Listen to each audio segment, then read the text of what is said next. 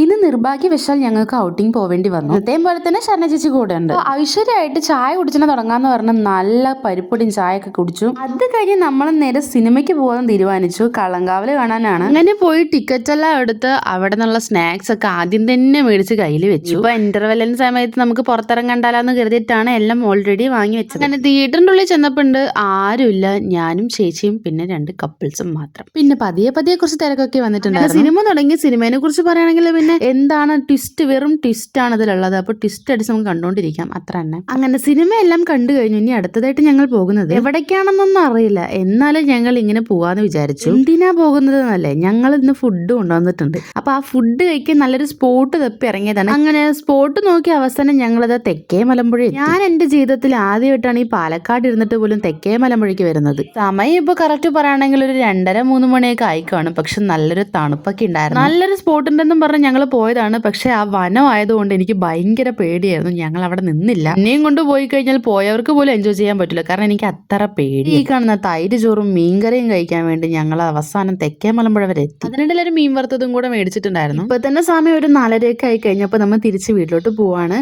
അപ്പോൾ വീട് ഇത്രയുള്ളൂ. ഇഷ്ടപ്പെടുന്ന എല്ലാവരും തന്നെ സപ്പോർട്ട് ചെയ്യണം. അപ്പോൾ ഇന്നത്തേക്ക് ഇത്രയുള്ളൂ.